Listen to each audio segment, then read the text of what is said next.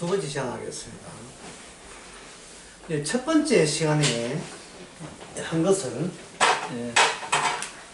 한마디로 말해서 이게 뭐냐 하면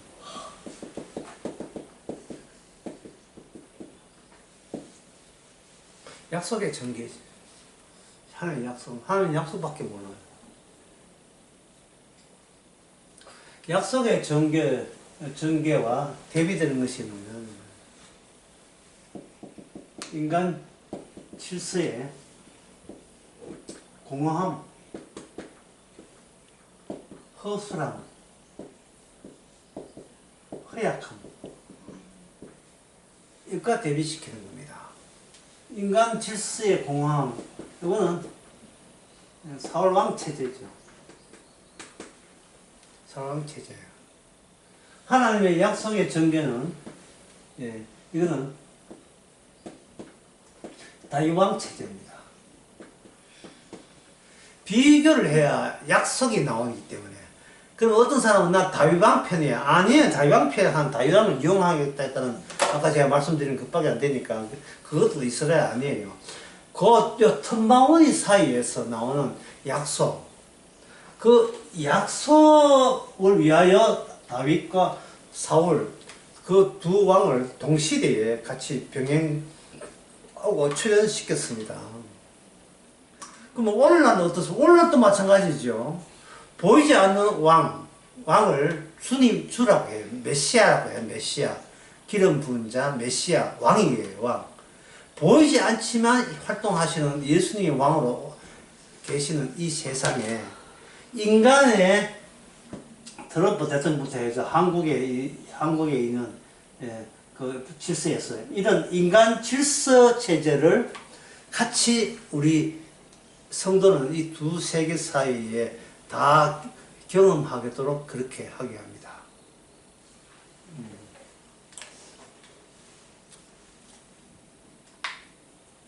인간 질서는 어디서 출발했냐 하면 육신의 탄생부터 시작하겠죠. 육신의 탄생. 육신의 탄생에서 여기서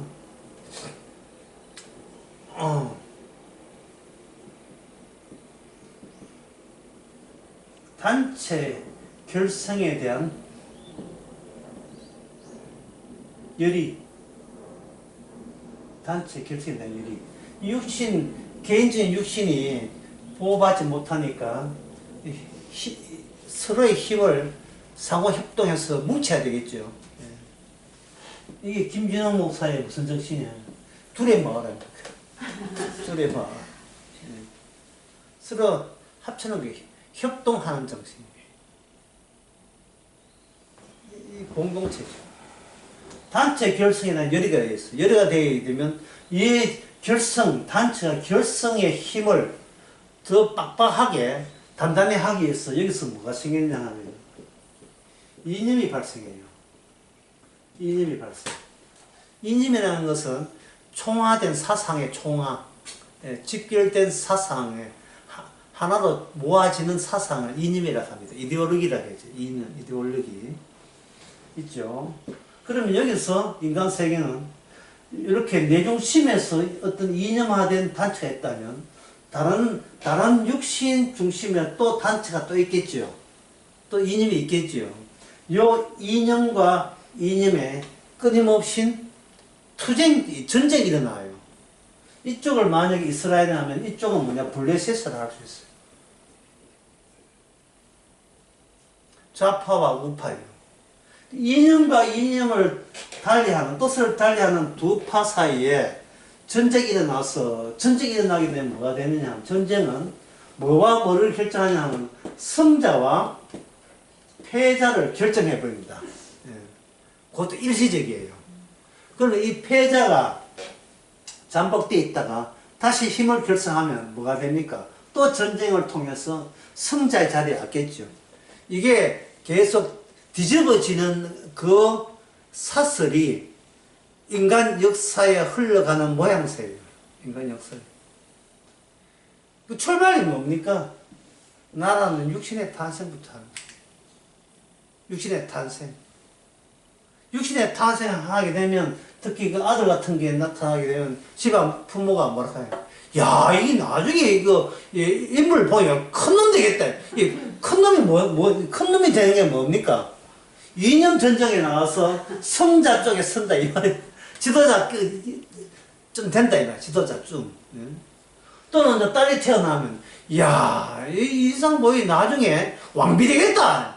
왕비는 뭡니까? 성자 옆에 갖다 붙어 있는 성자에 붙어 있는 그런 여성이죠. 이 붙어 있는 여성의 조건은 뭐냐면 이뻐야 돼요. 에스더. 에스더는 뭐가 이깁니까? 권력을 이기죠. 나의 반이라도 내한테 주겠다. 너의 아름다움에 내가 너무 반했어. 그 나의 모든 거 반해가지면 사실 전부 다 준 거잖아. 내 모든 걸 몽땅 가져가도 너만 있으면 괜찮아. 이게 바로 에스더가 아하수에로 왕이거든. 아하수에로 왕을 이게 유혹할 수밖에 없는 아름다운 이 미모입니다. 아름다움이에요. 근데 그 아름다움은 바로 하나님의 언약의 연속성, 출애굽 정신의 연속성에서 나왔습니다.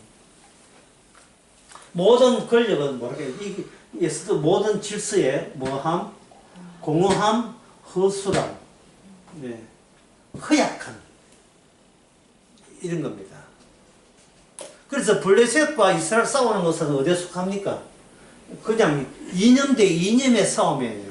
진리와 진리가 아니고 그 안에 누가 포함되어 있어요? 내가 포함되어 있는 거예요. 그래서 사울은 사표를 안 내고 어떤 정신이냐 하면 내가 이스라엘의 왕이다. 이 정신으로 계속 밀어붙이고 있는 건데 이 정신으로.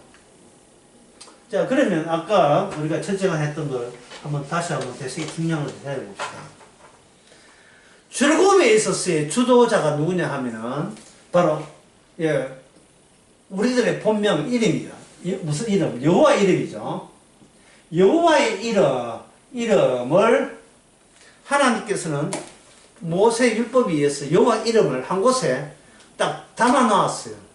어디냐? 언약궤 있죠. 언약궤. 그래서 이 사무엘상을 하면서 출애굽 이야기를 하면서 그 출애굽의 사건, 보이지 않는 사건은 원래 안 보이는 거예요. 보이지 않는 사건에 남긴 결실물로 계속해서 이게 그 사무엘상 이야기의 중심부를 찾아야 하는 것은 뭐냐면 언약궤입니다. 언약궤. 그 언약궤를 지키는 자가 기름 부은 자예요. 메시아, 또 제사장, 메시아, 선지자, 왕, 전부 다 기름 부은 자거든요. 그러면 사울 왕이 해야 될 게 1번 백성을 지킨다, 2번 언약궤를 지킨다. 몇 번입니까? 백성을 지키지 말고 언약궤를 지켜야 돼요. 엘리 제사장이 그걸 못한 거예요. 그래서 그 사무엘상 4장에서 그 이스라엘이 블레셋과 전쟁을 하게 되는데 그 전쟁을 하게 된 것도 하나님께서 엘리 제사장 가문을 제거하기 위해서 의도적으로 블레셋 군대로 하여금 사악이 충천하게 만들었던 겁니다. 그런데 그것도 모르고 이스라엘은 언약궤만 있으면 아까 말한 것처럼 언약궤만 있으면 우리가 승리는 따낸 걸로 그렇게 생각을 했었어요. 사무엘 4장에서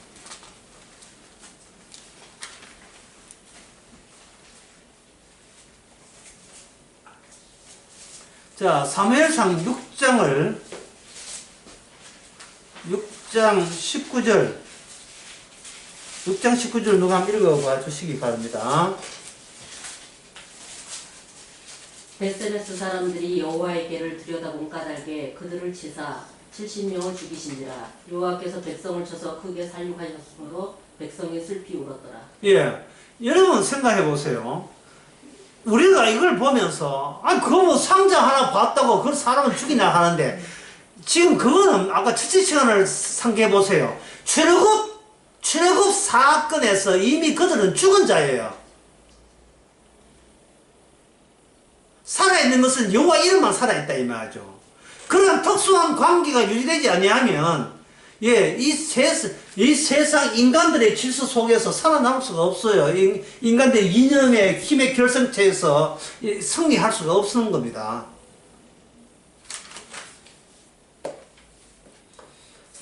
하나님께서 이스라엘의 언약궤의 의미가 뭐냐 하면 언약궤에다가 이스라엘을 잡아놓고 못으로 박아버린 거예요. 못으로. 내 이름에서 튀어나오기만 해봐라. 못으로 박는 그러한 조치입니다.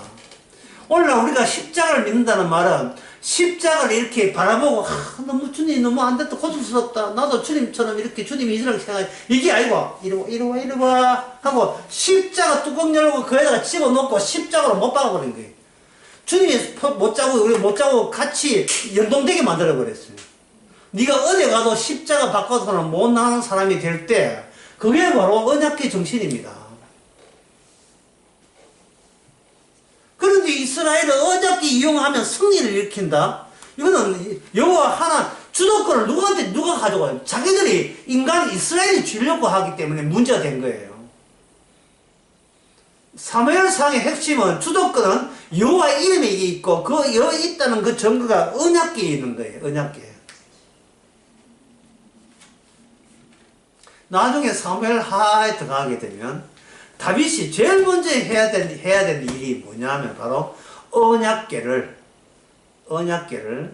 하나님이 전쟁을 마감했던 그 헤브론 나중에 이스라엘까지 예루살렘까지 언약궤를 모셔오는 겁니다. 이 나라의 주도권은 인간의 왕이 아닙니다. 나도 아닙니다. 보이지 않지만 계시는 우리 하나님이 왕이 되시고 우리는 철저한 하나님의 충실한 백성일 뿐입니다. 이게 보이지 않는 왕국이죠. 보이지 않다 뿐이지 우리의 소송은 천국에 속합니다. 주일 낯설게 그런 이야기 했잖아요. 천국 가려면 사람이 깊어져야 되는 게 아니고 달라져야 된다고. 달라져야 된다. 왜냐하면 천국은 주님의 조치에 의해서 들어오게 되고 내가 예성한 조치는 문이 열리질 않아요. 주님의 조치에서 한번 들어가 버리면 나가고 싶어도 지옥 가고 싶어도 갈 수가 없어요.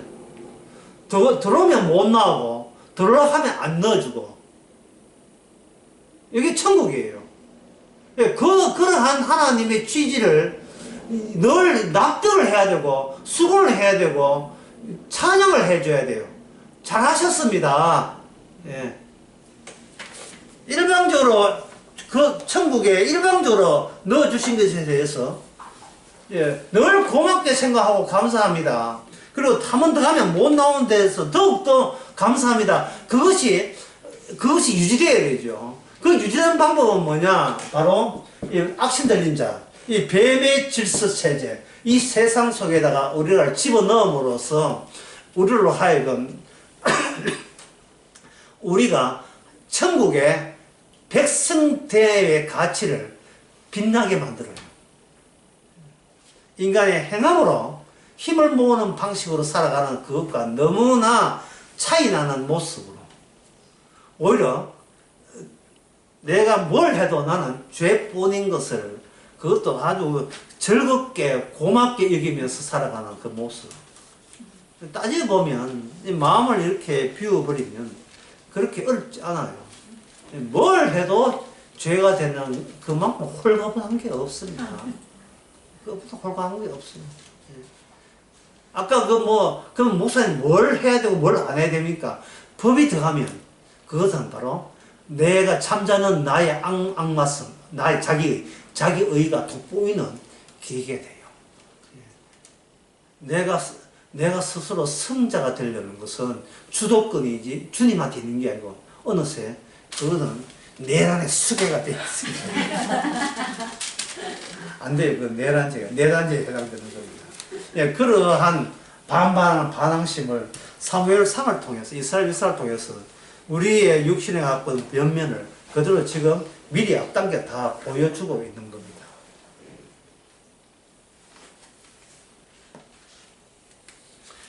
이제 본격적으로 이제 어려운 대목에 이제 접어들었어요. 이 뭐가 어려우냐 하면은 다윗에서 사울에서 다윗으로 바뀌는 그 과정이 어렵고 거기 그 과정 속에서 사무엘 선지자 역할이 참으로 초라하고 굉장히 소극적이라는 사실입니다. 그냥 소극적이에요. 예를 들어서 사무엘 상 16장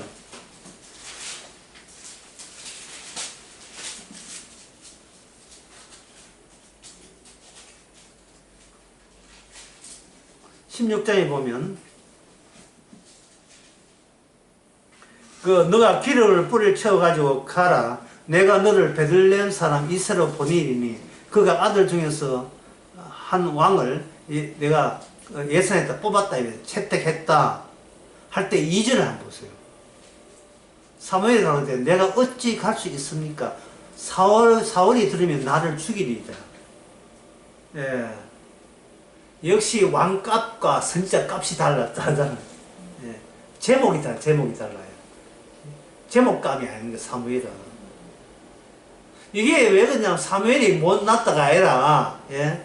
그 시대가 어느새 왕시대로 접어들었기 때문에 사무엘한테는 그는 왕의 권위 같은 것이 아직까지는 충족하지, 채워지지 않은 상태예요.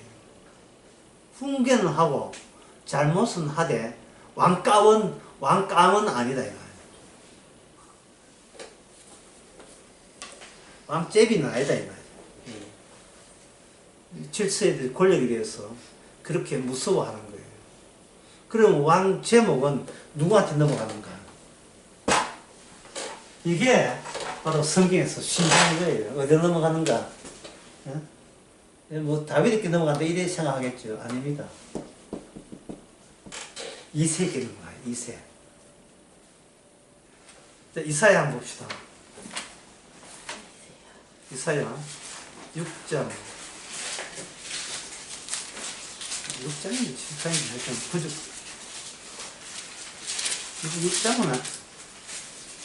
6장은 아니고요. 11장 21장이요.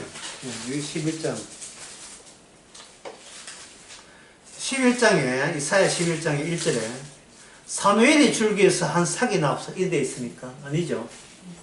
이새의 줄기에서 한 삭이 나며 그 뿌리에서 한 가지 나서 결실할 것이오라. 이새.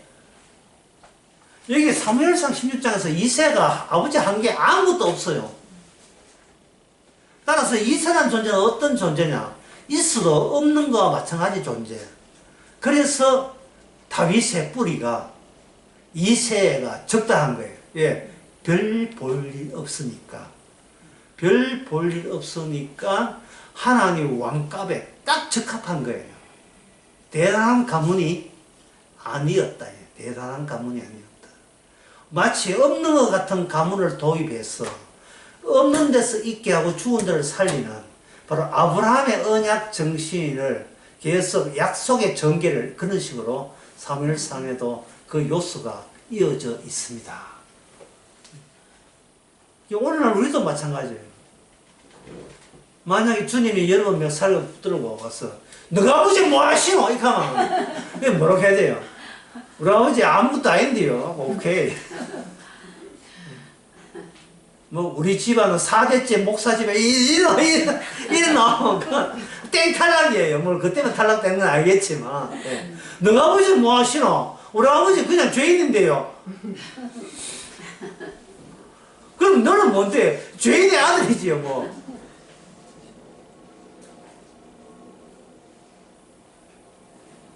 그냥 이세는 죄인이에요. 대단한 직분 같은 것도 없습니다. 그냥 목축하는 사람이에요. 그냥 목축하는 사람이에요. 기도원이 뭐 했던 사람입니까? 기도원은 그냥 농사 짓고 작은 방앗간 하나 있는 거예요. 그뿐이에요. 아무것도 아니라는 것은 있어도 그만, 없어도 그만.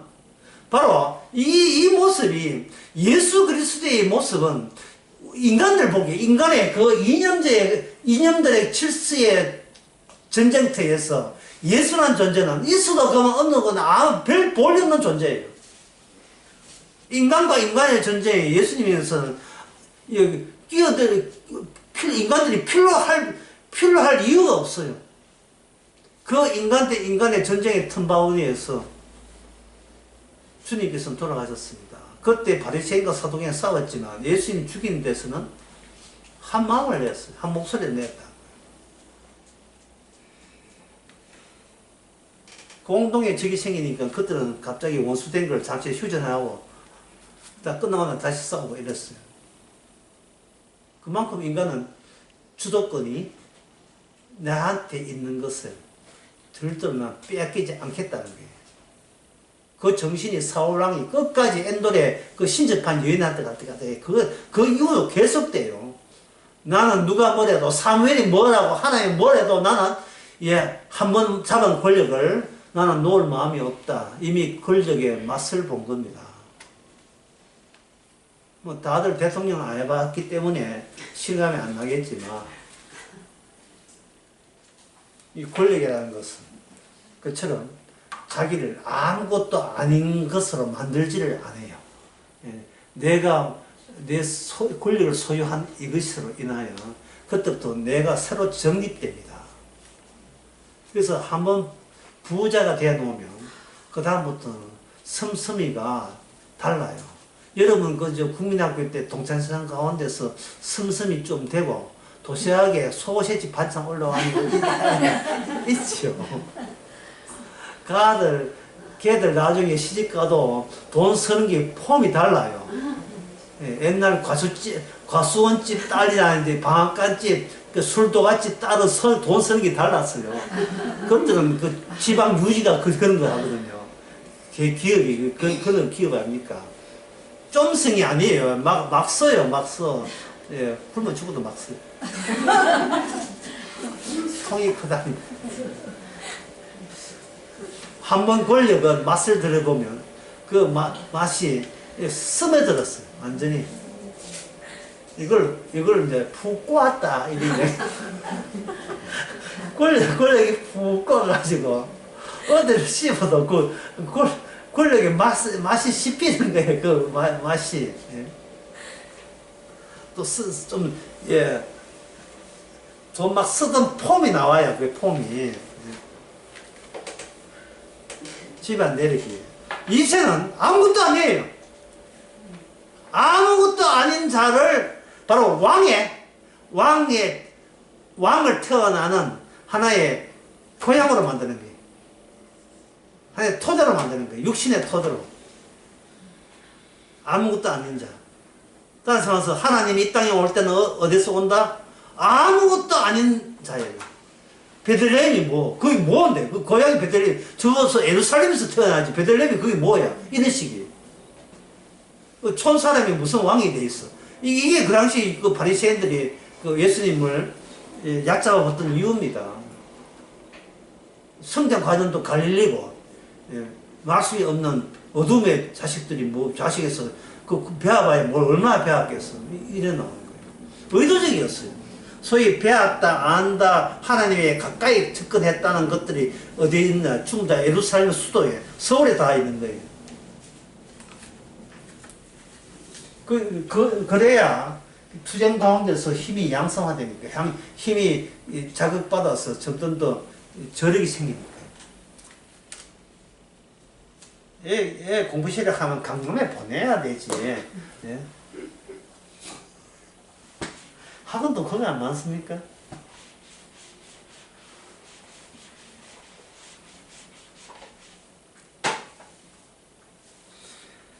자, 그 16장에 바글바글 떨면서 몰래 기름을 주고 지는 후딱 빠지려는 거예요. 그러니까 정감이 아니죠. 사무엘은 큰 소리는 치는 것 같은데 이상하게 아직도 어디에 자기 목숨에 연연하고 있다는 것이 예, 맞죠. 왜 사무엘이 그렇게 약한 모습을 보입니까? 하나님께서 사무엘이 왕이 아니기 때문에 그랬어요. 근데 그 당시에 이스라엘 장로들은 사무엘을 왕으로 자기의 왕으로 삼으면 어떻겠는가 했어요. 그 엘리 다음에. 그런데 그 사무엘 아들들이 예, 아버지의 명예를 먹칠을 하고 있다. 그러니까 아이고 왕이라 하는 건 세습제이기 때문에 아버지는 괜찮은데 자식 보니까 희망 없다. 안 되겠다. 이래 된 겁니다. 하나님께서 사무엘로 하여금 다윗에게 하는데 다윗 역시 예, 아무것도 없는 데서 왕이 되었어요. 아버지 이새가 아들 7명 갈 때 그때 다윗은 막내 아들 다윗은 부르지를 않고 그 현장에 없었어요. 막내는 저 양이나 키아가 보냈습니다. 그런데 사무엘이 기름 주려 하는데 하나님과 사무엘 관계에서 하나님께서 정하시는 거예요. 걔 아니다. 아이고 큰 아들 인물 좋은데 나는 인물과 신장 보고 하지는 않다. 내가 이미 그를 버려놓으라. 내가 보는 것은 7절 보고 16절 7절 내가 보는 것은 사람과 같이 아니하니 사람은 외모로 보거니와 나 여호와는 중심을 본다. 이렇게 돼 있죠. 자 그렇다면 여러분들이 뭐 선 볼 때나 또는 교회 목회자 볼 때나 또 후계자 뽑을 때 여러분 뭘 보고 합니까? 보통 교회에서 뭐라 해요? 여러분 우리가 후임자 이제 선임자 나이 많아서 은퇴하고 후임자 뽑는데 여러분 이럴수록 우리 교회의 장래를 위해서 열심히 기도해서 하나님의 응답받는 목회자가 다음 강단에 서도록 다 같이 열심히 기도합시다. 그러면서 꼭 하는 소리가 하나님 중심을 보는 게 아니라 마음을 보는 게 외모를 보는 게 아니라 중심을 봅니다. 야, 그 하나님께서 중심을 본다는 말은 이런 뜻이에요. 그 사람의 미래는 선택하신 하나님의 본 마음이 담길 자예요. 하나님이 선택하신 본 마음이 담기는 자. 그러니까 이거는 뭡니까? 예수님의 고난의 길을 가야 될 사람을 하나님께서는 뽑는 거예요. 그러면 인간이 사람을 뽑을 때는 뭡니까? 없는 나의 세력권의 안정과 확장의 보탬이 되는 인물. 이런 사람을 뽑죠. 사람을 뽑을 때, 네 남자친구인데 한번 데려와라. 네 여자친구 한번 데려와봐라. 그 자녀한테 그렇게 이야기할 때, 엄마한테 한번 소개해봐라. 네 누구하고 사귀는지 이렇게 할 때, 뭘 고려합니까? 예수님의 고난을 동참한 사람을 여러분 뽑습니까? 이 집안 말아먹을 인간인지, 이 집안을 크게 부흥시킬, 크게 키울 인물인지, 그거 보고 뽑잖아요. 그러니까 아까 이야기했지만, 인간의 한번 들어온 욕망은 절대로, 쇠하해지는 법이 없고, 티를 내게 되어 있어요. 내가 말한 게 아니고 내 안에 욕망이 말을 하죠.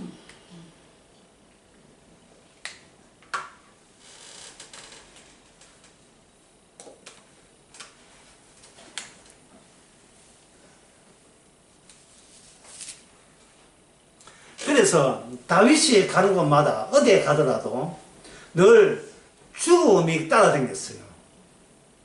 그래서 그게 새로운 건데 하나님의 택한 왕, 기름 부은 자 다윗의 존재와 그의 활동을 인하여 새삼스럽게 이스라엘 전체가 이미 저주받은 상황인 것을 새로 소년 다윗을 통해서 까발리는 기능을 하나님께서는 차기 왕으로 사용하시는 겁니다. 오늘 성도를 그렇게 사용해요.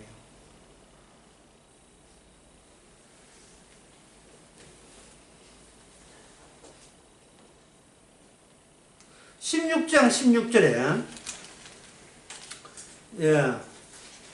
이제 그 다윗이 기름 부어 잡고 가는데 16장 16절에 여호와의 신이 사울에게 떠나 여호와의 불이 악신이 그에게 번뇌케 하는지라.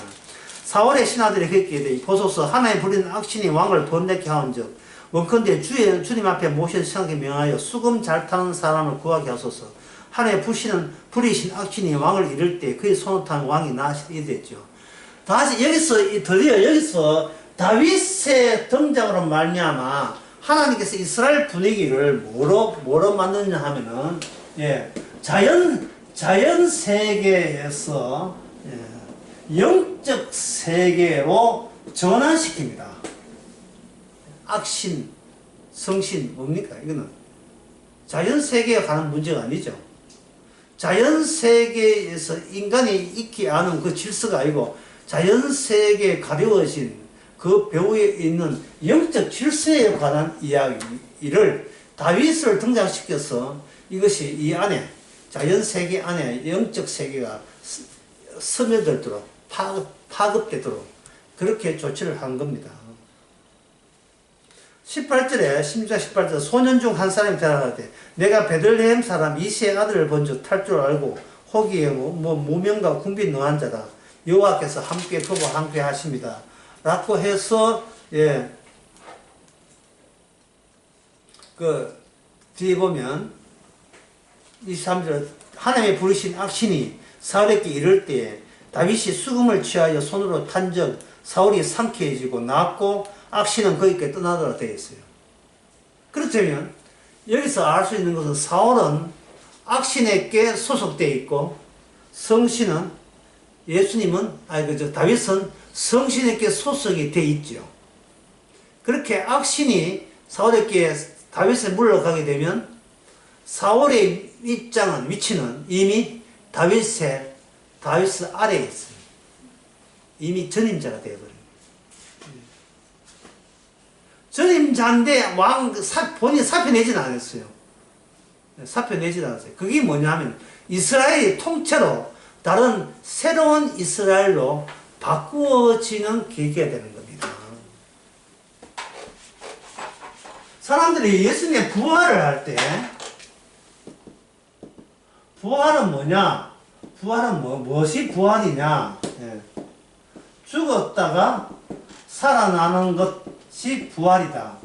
이렇게 되어버리면 이 죽었다가 살아나게 되면요. 방향이 죽었다가 살아났으니까 다시 살아있는 인간이 죽었는데 그 죽었다가 살아났다. 그럼 살아난 것은 다시 어디로 환원되는 겁니까? 살아있을 때 돌아가기 때문에 이거는 부활이 아니에요. 이건 부활이 아니고 소생하는 거죠. 인간은 소생이고 부활이고 내게 유리하면 그만이지. 그 차이가 뭐가 중요한 일이 나와요. 그 부활은 뭐냐? 부활은 죽었다가 살아나는 게 아니고 새로움이에요. 새로움. 무엇과? 전에 내가 죽기 전에 나와 전혀 다른 나가 되어버린 겁니다. 이름이 바뀌었으니까. 내가 자연세계 육신에 살다가 이제는 성령의 새 사람 된 거죠. 내가 새 사람 됐다는 말은 내게 능력이 있다는 말이 아니라 그 부활의 질서 속의 일부다. 부활의 질서 세계 일부다. 이것을 주일날 설교에 제가 이렇게 표현했죠. 예수님의 촉수라. 예수님 촉수. 여러분 문어 잡사봤습니까? 촉수 있죠. 발 있죠. 촉수. 몸통 따로해서 몸통에서 나온 빨판 같은 그런 거. 분명히 우리가 움직이지만 사실은 주님께서 우리로 하여금 움직이도록 조치한 주님의 기관 또는 지체, 고린도전서 12장에 말하는 몸의 한 일부 부분이었다. 이게 바로 성도를 표현할 때 그렇게 표현할 수밖에 없습니다. 나는 누구다가 아니라 우리 몸통 되시는 주님은 이런 부위다를 드러내는 그 같이 같은 몸에 붙어 있는 빨판 정도. 그 정도만 해도 얼마나 영광스럽습니까? 그렇다면 다윗 속에 누가 있냐를 질문돼서 다윗 속에 누가 있는가? 그거는 다윗이 사울에게 쫓겨가면서 그 사울의 세계하고 다윗의 세계가 질서가 서로 다른 질서 속에서 틈새 사이에서 뭐가 나오겠어요? 하나님의 언약이 나오죠. 그 쏟아진 언약이 된 책이 뭐냐? 시편입니다. 시편. 그러니까 이제 시편에 보면 여러분 잘 아는 시편이 뭐냐면 여호와 시편 23편이죠. 여호와의 나의 목자시니 내게 부족함이 없다. 이미 주도권이 누구한테 가 있어요? 목자한테 완전히 주도권이 가 있고 양은 너무나 피동적이고 수동적이에요. 목자의 계획을 드러내기 위해서 양이 쪼르륵쪼르륵 어디 가도 따라갈 수밖에 없어요. 양은 갈 길을 압니까 모릅니까? 모르지요. 그래서 성도는 계획을 세우면 안 된다니까요. 예. 계획을 세우면 그 계획이 자기를 망쳐요. 막 머리 감싸고 막 머리 아플 때 뭡니까? 예? 그 코로나 때 많이 먹는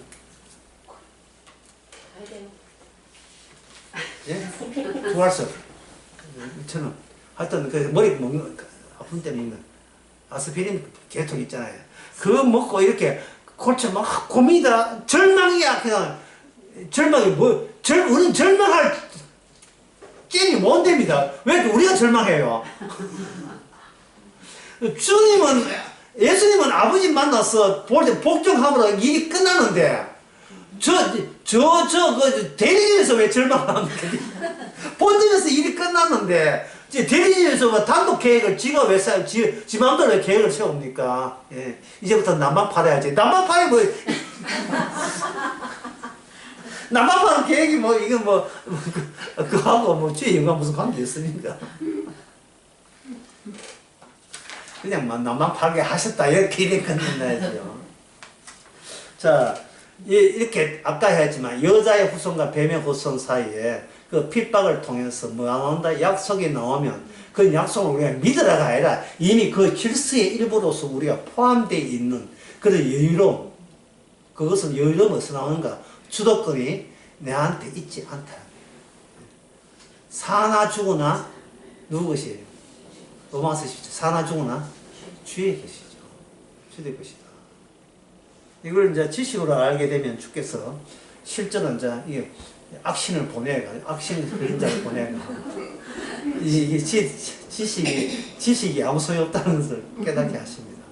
그냥 시편 하나님이 어찌하여 나를 버리시나니까 그 시편 20편에 나오는 이야기들이 실제로 우리의 삶을 미리 앞서 보여준 거예요.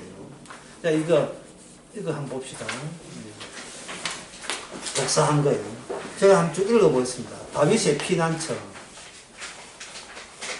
사울왕은 다윗을 추격하고 그 덕에 다윗은 이스라엘 땅을 17군데 옮겨 다닌 다윗은 기브아에 사울에게 도망쳤다. 사무엘상 19장 11절 12절. 첫 번째 라마 나옷의 터널을 찾아갔고 다윗도 마찬가지예요. 내가 기될 수 있는 사람 다 찾아요. 그 다음에 사울은 라마 나옷에 있는 다윗을 쫓아갔으며 쫓겨가니까 자기가 의지하는 사무엘보다 누가 더 셉니까? 사울이 더 세잖아요. 근데 죽겠다 싶어서 기브아에는 요나단에 가요. 왜? 요나단에 왜 찾아갑니까? 둘이 죽고 못 살거든요. 친구 아이가 이래 된 거예요. 요나단이 일종의 이제 아버지 배신한 거죠. 아무리 봐도 이 다윗을 붙드는 게 쟤한테 낫다 싶었어. 이 요나단에 갔는데 요나단은 무슨 힘이 있습니까? 사울에게 힘이 있죠. 요나단이 다윗에게 그를 죽이려는 사울의 결심을 알려주자 다윗은 높 땅에 있는 제사장 아히멜렉에게 표시했다. 자 보세요. 다윗이 도망가면서 사무엘 하다가 실패했죠. 친구한테 갔는데 실패했지요. 자기한테 기름 부었던 사무엘을 갔는데 사무엘 갔을 때 여기 사무엘이 아니죠. 참 아히멜렉이 제사장에게 갔을 때 없이 골리앗을 칼을 얻고 다윗은 블레셋 성읍인 가드에 있게 평안을 구했다. 그 때문에 누가 죽습니까? 아히멜렉이 죽어요.